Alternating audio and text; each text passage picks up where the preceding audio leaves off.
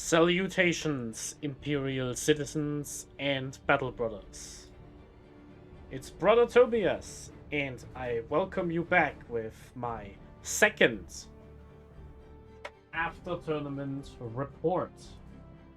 I always decide, or at least for the second time, which makes it always, I have decided to chronicle my tournament results in a little short video that explains how the event was run, whether I had fun or not, and what the results were.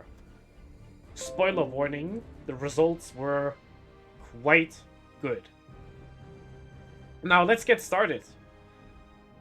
I went 3-0 in the big RTT that happens once a year, which is pretty much the biggest event I can attend without flying or traveling by boat. Pretty much. This is the biggest event I can attend from where I am right now. And getting second place, going 3-0, and being undefeated is a very good confidence boost in my abilities as a player. It feels like a very comfortable bookmark for 9th edition. I have learned a lot about the game. I am confident in my abilities as a player. I like how the army actually looks on the table. It is quite a nice looking army, simple but fun. And I have pretty much mastered how to play Ultramarines to at least a certain extent. Now let's start off by going over all the things that happened in the tournament. So right here we have the list. I'll go over all the units individually, but as we can see, we have a bunch of Desolation Marines, we have Infiltrators, my tried and true Volkite Contemptor Dreadnoughts, Chief Librarian Tigorius, Roberto Guillaume, the Primarch himself, the Victrix Honor Guard, some Aggressors, Invictor Warsuits, a unit of Devastators with a free Thunderhammer. I actually built this one just a month ago, I think, when all the points became free, and I built one of the Sergeants to be extra strong. And that pretty much concludes my pictures, because unfortunately this time I didn't take many pictures, so I have to take the pictures we were supplied with in the group. So here are some of the armies that attended the event. We have some orcs, very nicely built. A beautiful Kairos Fate Weaver. Magnus the Red from the same list. A Death Guard army with Mortarion. Some Space Wolves, Hellblasters, Dreadnoughts, lots of Space Wolves, a very big infantry horde actually. More orcs, Eldar and Grey Knights, if I'm not mistaken. More Mortarion and the Death Guard, Magnus and the Thousand Suns. Orcs. We had a lot of orc players at the event. Sisters of Battle with some knights as support. There are the Eldar. Very nice Eldar army playing against the Death Guard in this ruin here. And the Eldar player even brought the Big Titan, which is a beautiful model. Some really funky orky conversions. Here's a Deathcopter jet built out of a flying rhino. I love the little wings with the doors. The pilots, the big rotor blade. Orc players are the best. I love orc players. Here we have a close-up shot for Magnus. Some Tyranids. Apparently, the player who brought those Tyranids has 90,000 followers on Instagram. So the player who brought the Tyranids did very well. Salutations, Lytra. Welcome to my self-indulgent victory parade. Gaming on the other room. That's great. Here we have a big shot of a Tyrannofax. Knights playing against Eldar. More pictures of the Death Guard. You put me on max volume so you can hear me from the living room. I hope you can hear me fine and clear. I assume you're using your phone to chat. And here's the only picture of one of my games, because I didn't bring a camera to the event, because my bag was full. I had 4 books. I had to take my things for my overnight stay. My change of clothes. I had to take my miniatures, and all of that has to fit into my motorcycle saddlebag. So I had no room for a camera, but here are some of my models bravely advancing towards the orcs in the center. Here's the Grey Knight player with 2 planes. And we're back to the army. The event was very nice. It is the same location I played in for the last 3 tournaments, and I love this place. They're always the prices, the entry fee, very, very neatly organized. It can be a bit hectic because the 3 hours we have to play don't include deployment and explaining your army to your opponent. And chess clocks are heavily incentivized, especially against newer players, because a lot of games don't finish in the time you are given. And if someone wins because they spent 2 hours asking for rules and you only got 1 hour to play, that feels kind of bad. So I brought a chess clock, and thankfully I didn't need it because my opponents were very, very good. I liked my opponents a lot, and that has to mean something. Yes, speaking of the Contemptors, Lydra, let's go into the list. So right here we have the list. Let me check if this is visible on the big screen. It is, absolutely. First, I will talk about my list for the event a little bit and what went into the thought process for bringing it. It is an Arks of Omen detachment. We have an error message you can ignore because my TO said it's not an error. It's fine. We are playing Ultramarines, just Ultramarines, no successors. Arks of Omen Elite, so we have 7 Elite slots, including the characters, to take. 2,000 point army, 4 command points, 2,000 on the dot. Chief Librarian Tigorius. Oh, Tigorius. I've talked about Tigorius endlessly, ad verbatim, ad nauseum. Tigorius is the best. I love Tigorius. Just the best utility psyker in the game, aside from Ahriman from the Thousand Suns. The spell selection is a little bit interesting. So Tigorius's role in this army is to make my units more durable, to provide psychic defense against opposing armies that try to go for psychic secondaries, because Tigorius is very good at denying psychic powers. And the spells are Veil of Time, which gives a unit fight first and reroll charges. I didn't need this spell at all, but it was nice to have. Fury of the Ancients, which is a terrible spell. It's a terrible offensive spell that does 1 mortal wound. It's really bad. But I took Fury of the Ancients so I could use a Smite for D3 mortal wounds, which is on average 2. And then Fury of the Ancients to do a 3rd.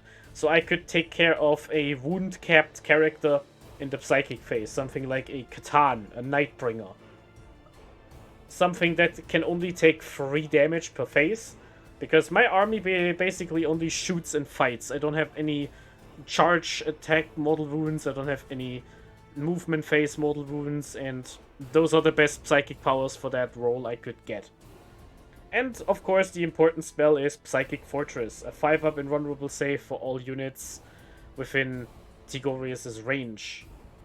This matters a whole lot because none of my units, except for the Victrix Guard and Robute Gilliman, have a native invulnerable save. And I guess the Contemptors.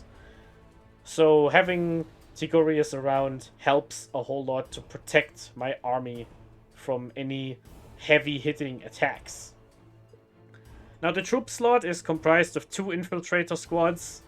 Infiltrators are great because of their Helix Gauntlet, which is an equipment piece that allows them to ignore the first save they didn't make. So if you get hit by a bolter attack and you fail your 4-up armor save, you can ignore that the first time it happens per turn. That actually helps them to be a bit more durable and usually allows you to keep them on the board a bit longer. Their main purpose is to deny deep strikes, so enemy units cannot come in within 12 inches of an infiltrator squad, which means this is very good against armies that rely heavily on deep strikes and reserves like Genestealer cults and Chaos Demons and anyone who takes secondaries that are scored by being in your deployment zone, like behind enemy lines. Very useful. 2 units make a gigantic bubble of over 30 inches of a no-go zone, which is just great. So those are my troops. We have an aggressor squad. The aggressors were a recent addition, pretty much the weekend before the tournament started. I put the aggressors into the list because I needed something durable and melee focused that could help me to take the center of the board. It is always important, in my opinion, to have a little linchpin unit you can throw into the center and draw enemy fire, provide a speed bump, and if they get destroyed, expose anything that attempted to kill them to your guns, which are aiming straight at the center. So the aggressors filled the role perfectly. They died in 2 of the games, and that's completely fine. That's why I took them. They're pretty cheap, they're pretty durable, and they do shoot a lot of bullets too. So if you ever see a little infantry unit, they will wipe it off the board. We have 2 Invictor Tactical Warsuits, which are taken because Ultramarines have the unique ability to redeploy a unit before the game begins. And the Invictor Warsuit is capable of deploying outside of my deployment zone close to the enemy army. Which means if I go first, I can immediately charge and shoot all of my opponent's units by moving the Invictors in. And if I go second, I can get them away back into my deployment zone, which means they will not instantly get destroyed and don't provide an easy charge for my opponent's turn 1. Big fan of Invictor Warsuits. 2 of them are great, and I took them with the autocannon because it is just more range in case I have to deploy backwards than the Flamer. Now here we have my most controversial model in the list, the Primaris Ancient. The Ancients are the characters holding the banners, the big standards. And the Ancient is here with the Seal of Oath and the Rights of War Warlord trait. Now, the Seal of Oath is my favorite relic in the game. Before the game begins, before the first turn, I declare an enemy unit in my opponent's army. And every model within 6 inches of the relic bearer is allowed to reroll hits and wounds against that target, which basically just means that target is going to die to whatever I shoot at it. It is really, really strong against big units like Terminators or a big Knight or another vehicle, something like that. And I like the capability of just having this one and done, one of your units doesn't exist tricks in my list. Now, why did I take an Ancient instead of my Tech Marine, which I usually take? The reason for that is pretty simple. I don't like how squishy my army is. All of my models are actually pretty easy to kill, unsupported, and strong guns like railguns and Magna Rail rifles from the Leagues of Votann and Tau are able to just destroy a Relic Dreadnought or a unit of aggressors in one shot.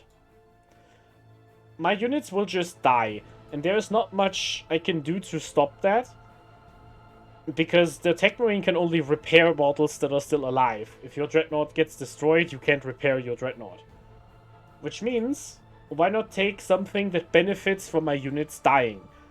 And that's where the Ancient comes in, because whenever a friendly unit within 6 inches of the Ancient is destroyed, you roll a die, and on a 4+, so a 50-50 chance, the model that died can either fight with a single melee attack, or it can shoot one of its shooting weapons. I like this ability in theory a whole lot, because it allows me to get about 50% extra shots out of most of my models if I roll the 4-up, because most of them have 2 shooting weapons, and it's a nice insurance, because even if my opponent manages to deal damage to me, I might deal damage back.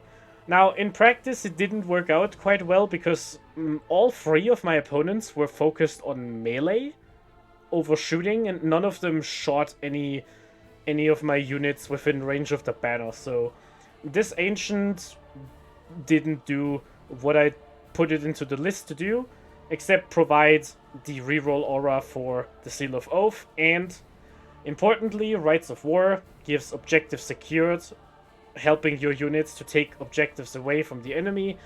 It came up in 2 games. Objective secured is just an amazing rule, and I would not leave without Rights of War. Now, 2 Volkite Contemptor Dreadnoughts. I run both of these with Volkite Culverins, which means they have 16 shots, strength 6, AP nothing, damage 2.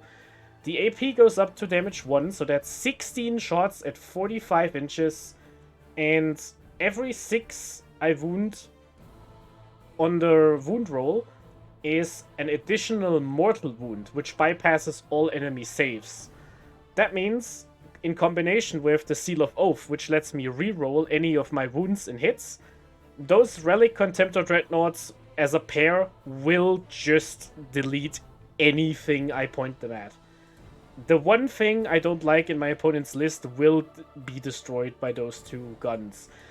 And after that happens, they will not do as much damage anymore, but at that point the damage is done, and the Contemptor Dreadnoughts will just shoot at medium-sized vehicles, tough units, weak units. They're just good against everything.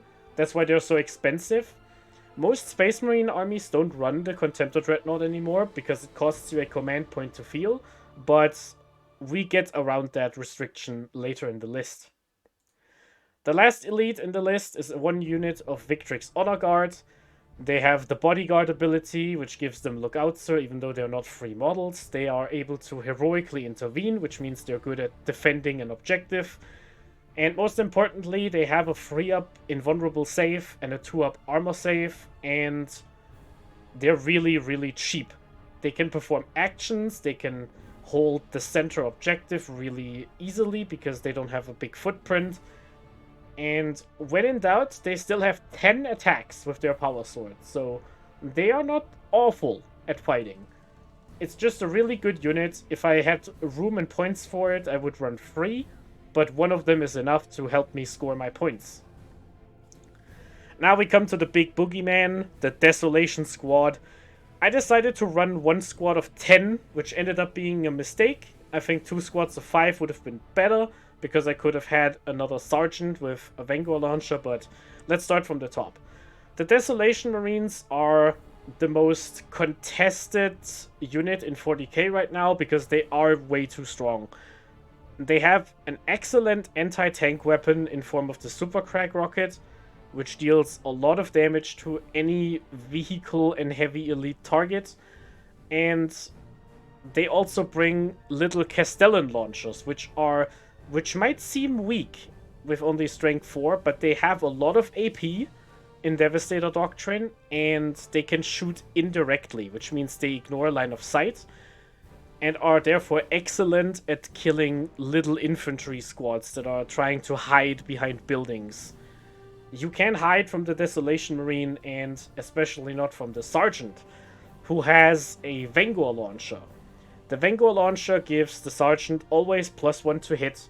It is an even stronger indirect weapon, and I even increased the damage of that weapon to 3 for 1 command point in the list.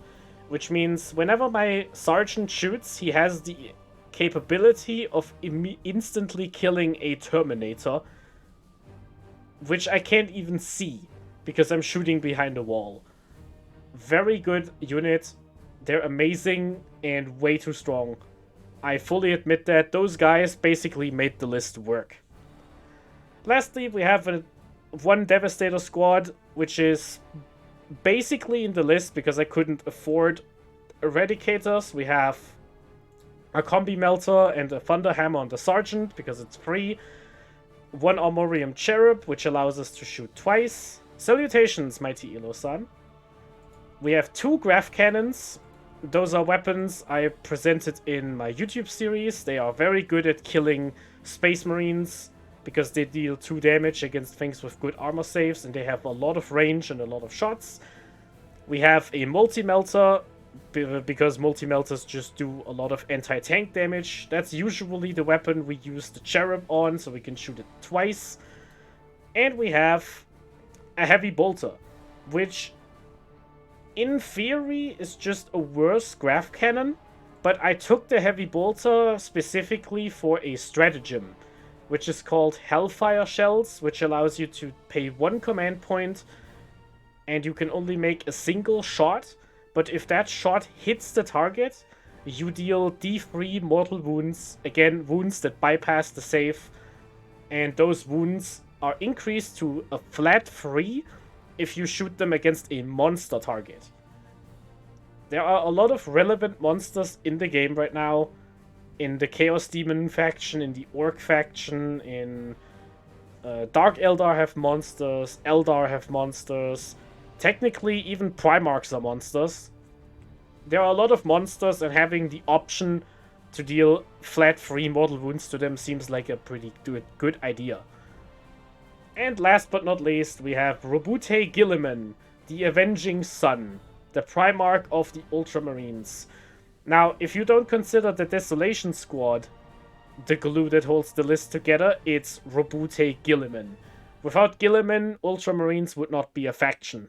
Guilliman gives you 3 additional command points just for having him in your list as the Warlord, which means we can offset the command point penalty inflicted by the Relic Dreadnoughts and still start the game with 4 command points, which allows us to pay 2 command points for rapid redeployment twice, allowing us great flexibility on the battlefield. Robute Guilliman also means we can reroll every hit roll within 6 inches of him, so all of our heavy weapons like the Desolation Squad, the Devastators, the Aggressors, all of our shooting just becomes incredibly consistent within 6 inches of Guilliman. And if you can't be within 6 inches because you need to spread out, you also have a 12-inch aura of reroll ones to hit instead of reroll everything to hit. That means Ultramarines have amazing firepower within 6 inches of Guilliman. They are still very good within 12 inches of Guilliman, and Guilliman himself is an incredibly strong combat character. The Emperor's Sword and the Hand of Dominion are excellent melee weapons, and Guilliman is surprisingly durable. Most durable things in the game are relying on a wound cap or a half damage ability. Guilliman has none of that. Guilliman comes with 9 wounds, and those wounds are lethal to him. But Guilliman is protected by a 3+ invulnerable save, and the first time Guilliman goes down, you can roll a d6, and on a 4+, which means a 4, 5, or 6, Guilliman will just resurrect once per game and is back on the battlefield.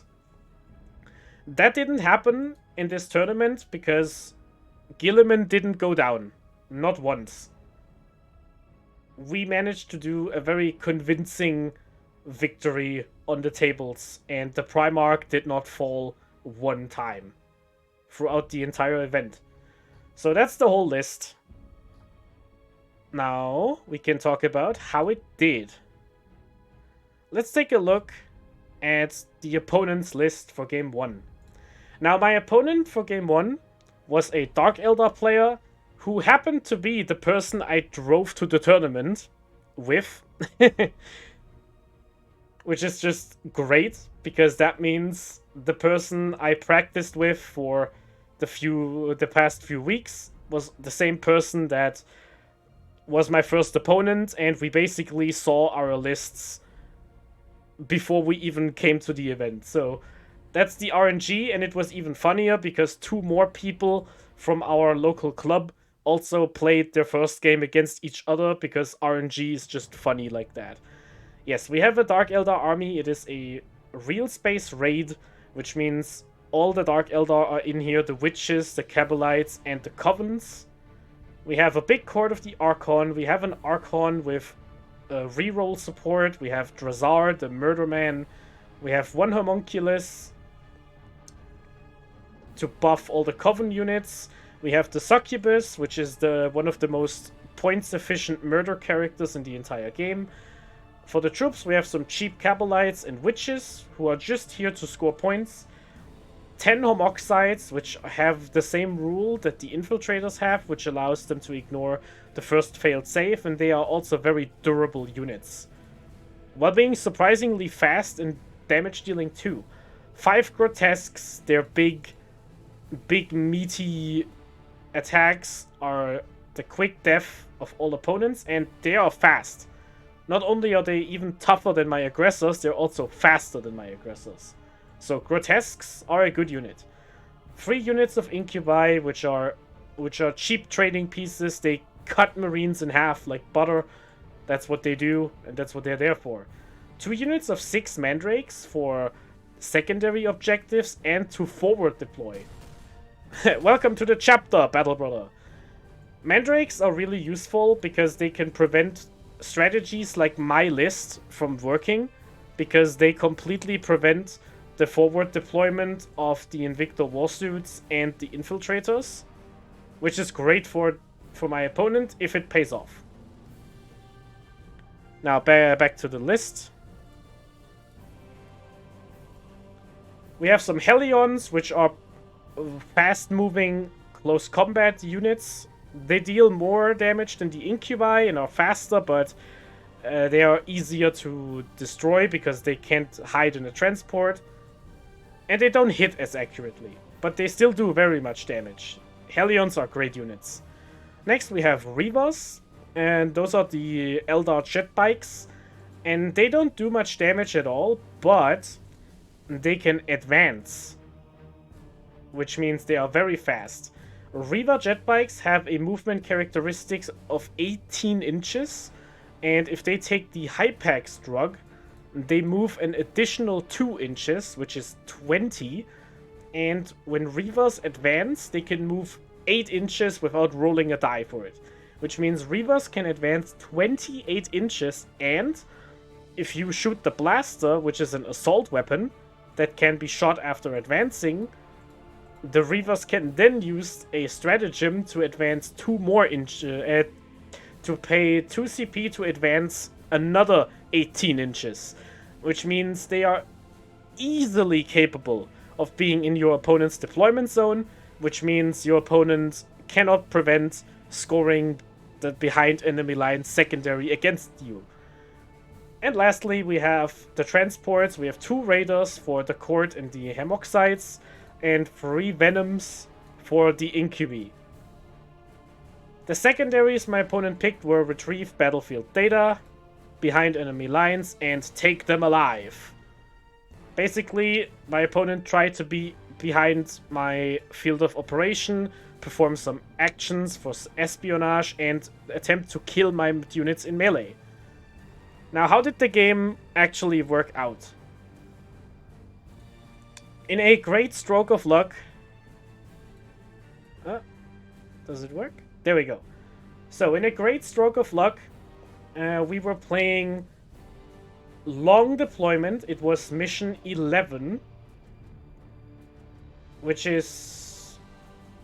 what was that mission called again? I forgot. Let me look it up for a second. Excuse me.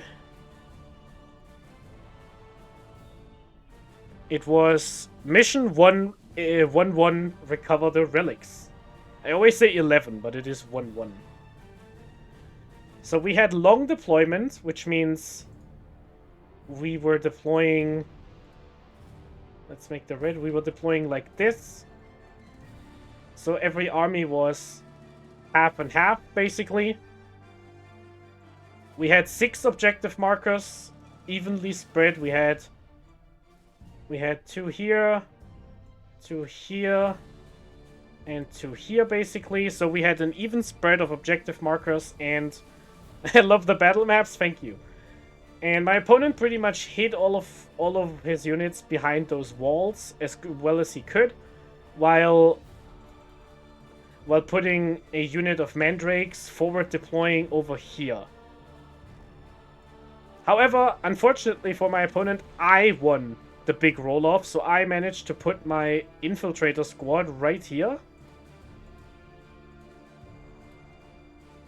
Which meant my opponent had to stay 9 inches away to deploy their mandrakes away from my units, which meant I could safely deploy my Invictor Warsuits somewhere here to charge my opponent first turn, and that's exactly what happened. I managed to get first turn, which means I hit the elves as hard as I could possibly hit them. My Desolation squad was over here and managed to indirectly shoot the Court of the Archon that was hiding behind this wall. I named them with my Oaths of Moment target. Their transport was sitting right here. However... Oh, there was one layer too many. Their transport was behind the wall, but I was able to move my 2 dreadnoughts up on this flank to get a line of sight like this. Shot the transport, and the court poured out behind the wall, and I was able to shoot them indirectly from behind my wall, which spelled a grisly demise for them. At the same time, I was able to perform the March for McCrack action on 4 objectives. Right here. I hope it was 4. I really hope it was 4. Am I crazy?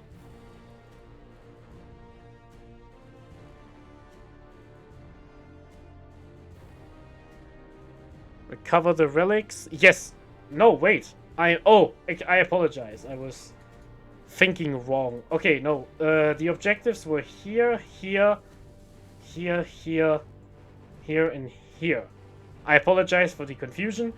I was able to deploy my forward deployment unit on this objective, and I was able to move my units onto this point, and I held this point because it was my deployment zone. That means, in practical terms, I was able to score the March for McCrack secondary in my first turn, which gave me an immediate lead of 16 victory points.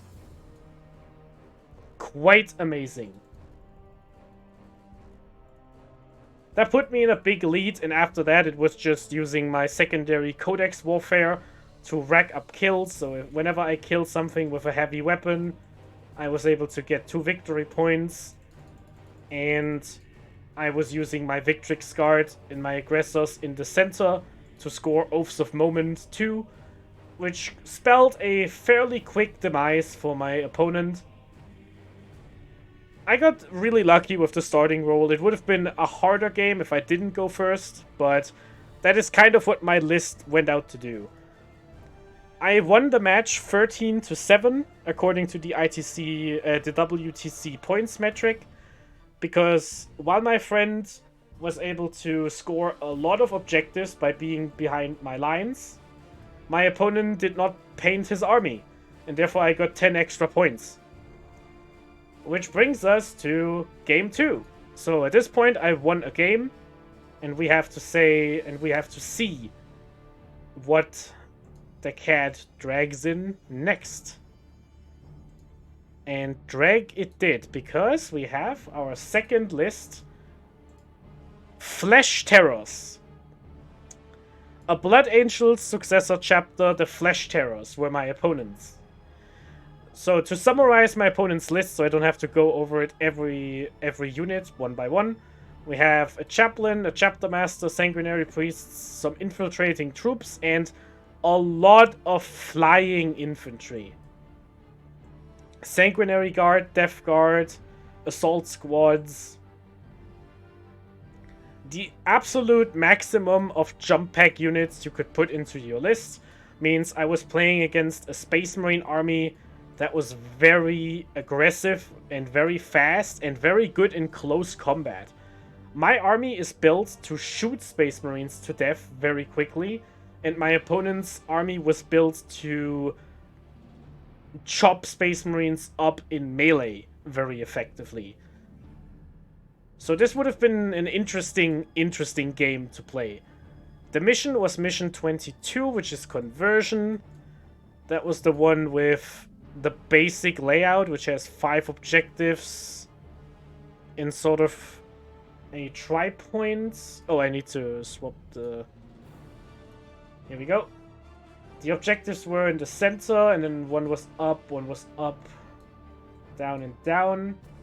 And the deployment zones were this corner and this corner, and we had to stay 9 inches away from this central point, which is closer than most maps.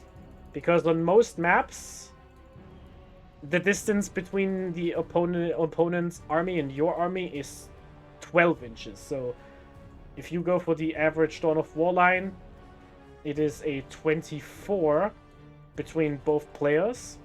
But if you go with table quarters, it is an 18, which immediately favors a melee army. And unlucky as I am, I actually went second in that game.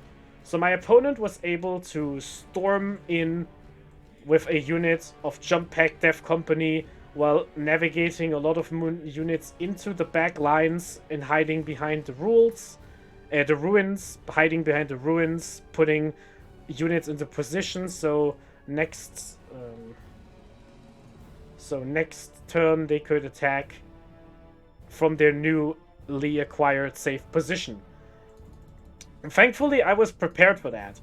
My secondary choices, which go against my opponent's, because my opponent decided to take secondaries that reward for taking objectives away. Retrieve battlefield data is a passive action behind enemy lines type mission. Shock Tactics rewards my opponent for taking my objectives away.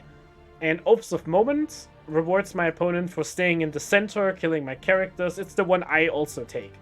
However, the player who goes second has an advantage on Oaths of Moment, because it is scored at the end of the battle round, which means the player 2 gets to influence how well player 1 can score Oaths of Moment by just removing enemy units from the center and destroying them so bad they fail morale checks. Now,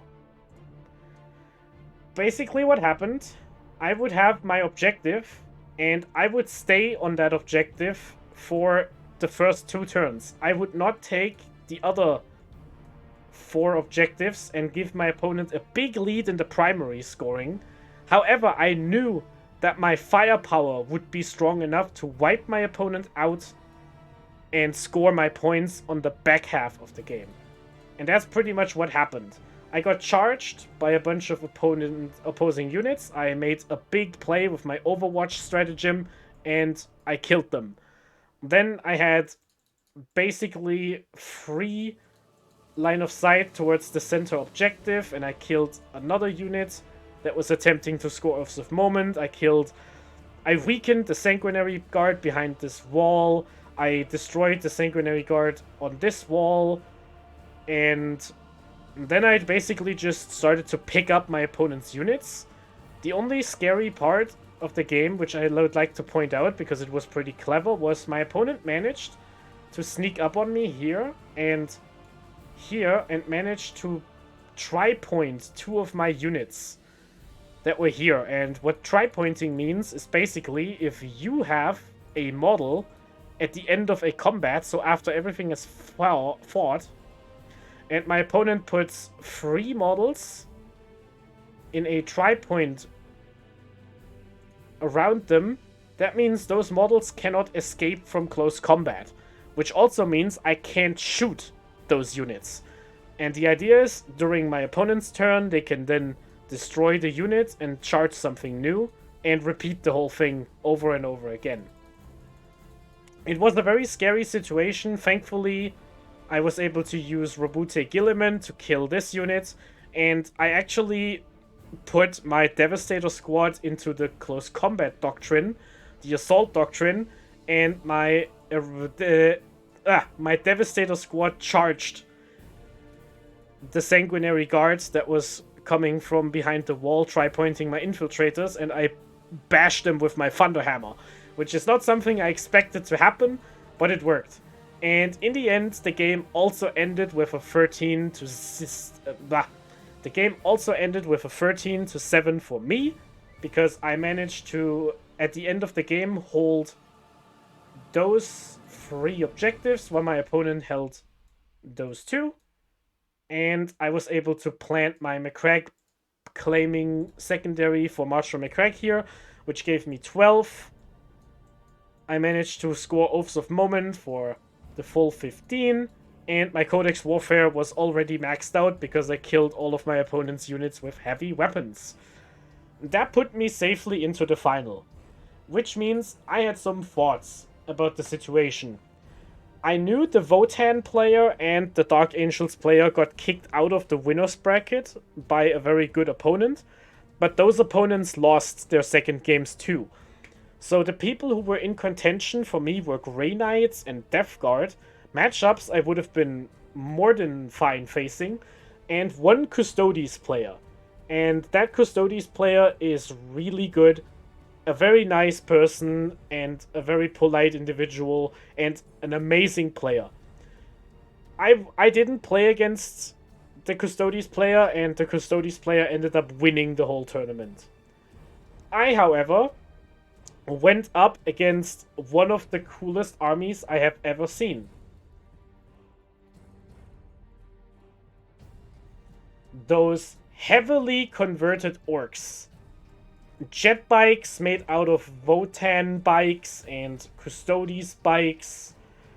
Commandos made out of Space Marine bits. A bunch of Mega Knobs, some freebooters, flash kits with heavy guns. There was a big squig off. War bikes. It was a list with 16 bikes. We can actually just show the list. Here's my only shot from the game as my units were advancing towards the center of the Orc army. It was an incredible game. Let's take this for the standing picture. So let's take a look at the list.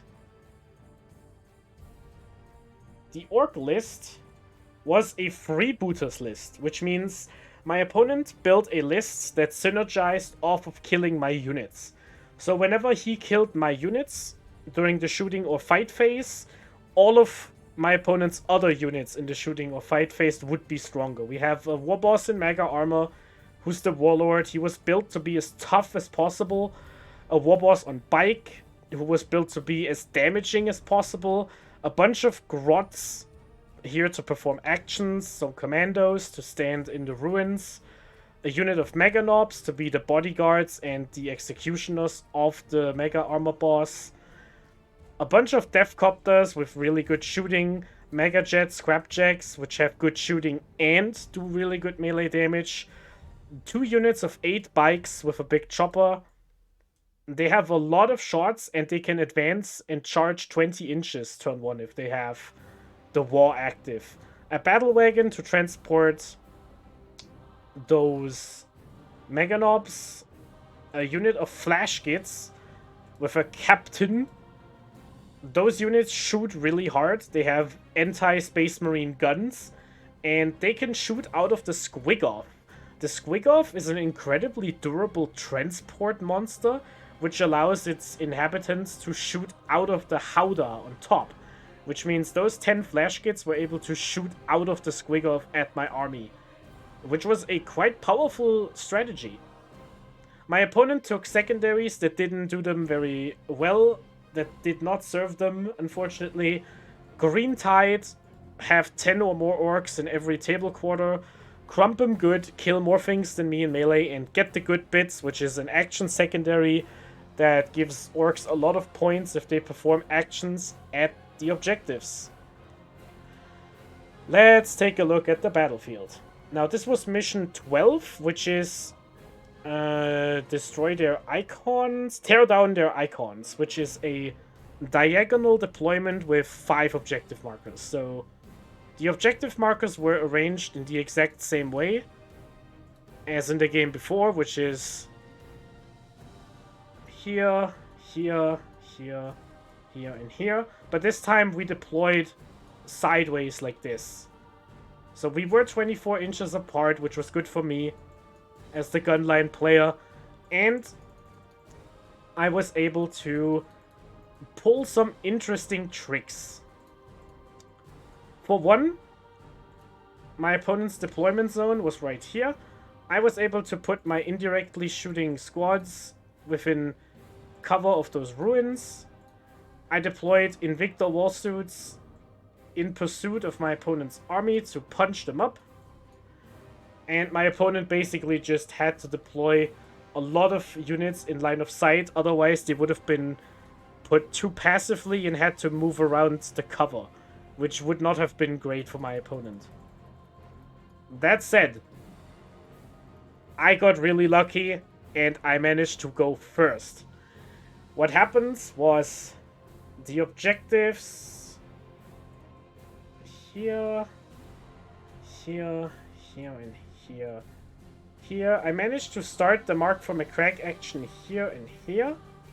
And my Invictor Warsuit moved up to this spot to destroy some commandos. While my other Invictor Warsuit moved into the deployment zone and killed a bunch of bikes, while all of my units from my deployment zone just started to shoot everything with enough range at my opponent's units. The Dreadnoughts destroyed some bikes.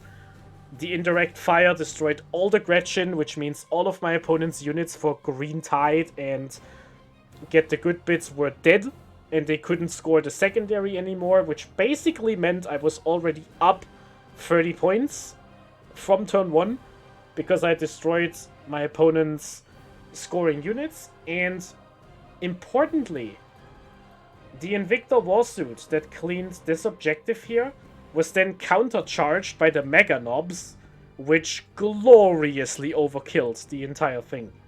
I think they did enough damage to kill 3 Invictor Warsuits. However, now, the Mega Knobs were incredibly badly positioned due to the rest of my army being over here.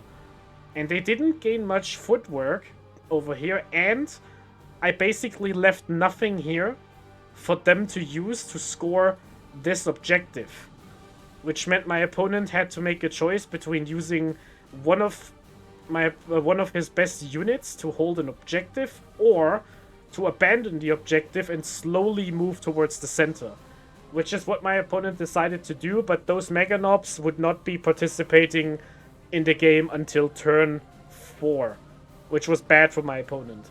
So I got my opponent, I hit them really hard turn 1. I lost my squad over here to the Squig-Off shooting them really badly. However, due to the rule that Space Marines get the sticky objectives, I was still able to score my primary over here, putting me even further into the lead. And as the game ended, none of the orcs were alive. I had the Mega Knobs over here on the home point, and I had the Mega Boss over here in the middle of my army, basically. So what I decided to do was to shoot the boss, charge with Gilliman, and destroy the Mega Knobs, and win the game. Which was already won, by the way. I just wanted to win as high as possible. So maybe I could take first place, which didn't work out, but still. I didn't win, I didn't go third, so it worked kind of. So Gilliman achieved the objective, Gilliman scored the center, killed the Mega Knobs, it worked out. The war boss, on the other hand, was a very durable war boss. The war boss had toughness 7, a 2-up save, +1 cover, -1 to be hit from dense cover, a 4+ invulnerable save in case I get past the cover, -1 to wound due to a warlord trait, and the war boss also halves damage. Which basically meant I was pointing my Contemptor Dreadnoughts at the war boss, which was situated right here. That's where the war boss was. My Contemptor Dreadnoughts were here. Some of my units were over here. And I didn't want the war boss to kill my units for free, because it could have heroically intervened and destroyed them. So what happened was I shot the war boss with my Dreadnoughts, and I didn't do any damage. Because wounding a toughness 7 model on 5s would mean I wounded on 6s, and I would only hit it on 4s, and I didn't have reroll all hits, and I didn't have anything to boost the damage. So my opponent would roll 2-up saves against 1 damage attacks that only wound on 6s. So that war boss was not going to die unless I put Roboute Guilliman into it. Or so I thought. Because for all the durability I just listed, the Mega Boss didn't actually have any improved damage. Which means I decided to charge the War Boss with my Contemptor Dreadnought. The War Boss has 5 attacks at strength 9, which is respectable, and does 2 damage. Fortunately, a Dreadnought has 9 wounds and a -1 damage ability, which means there is no scenario my opponent could have tried to manufacture here in which my Dreadnought would have died in close combat, because my Dreadnought has too many wounds and can only take 1 damage from my opponent's 2 damage attacks. So what ended up happening is my Dreadnought bound the war boss in close combat, because orcs can't fall back and shoot unless they're in blood axis, which means I had all the time in the world to kill the Mega Knobs, to kill the battle wagon that was still over here, and win the game even rougher when Guilliman finally decided to come in and destroy the war boss. And that's the end of the game. And I managed to win 18-2 and secure an undefeated winning streak in this event. Now, what did we learn? I got a trophy. It is right here in the back of that photograph. There it is. I got a big trophy out of my win. It was a very nice event, a very well-run event. I had a lot of fun. I got really lucky with my matchups. I got lucky I went first twice. I think I played the games very well, and the dice were on my side for an overall conclusive Ultramarine almost victory. After the event, after I received my trophy, the first placed opponent, the Custodes player, came up to me and was very curious about my army, because that player had never heard of Ultramarines performing in tournaments. And that's a thing that I see all the time. Ultramarines get underestimated for being the poster boy faction, but they are actually quite good. They are quite strong and quite viable. Now, after the tournament, Codex Warfare got nerfed, so one of my secondaries would have been worse if the event happened 1 week later. Like the White Scars in the lore. Hey, whatever works, works. The army functioned according to design. I was incredibly happy with basically every unit in the army. even if the Ancient didn't actually get to use its ability, it was still there to provide the Warlord traits and auras I gave it. The Devastators, even though they weren't amazing, they still did damage in shooting, which is exactly what I wanted. The Victrix Guard, the Aggressors, everything in this list worked like a well-oiled machine. And I think with a few adjustments, this list could still perform well. But now my sights are set on 10th edition, and in order to get some closure, this might be considered the 10th episode of Space Marine Plays 40k.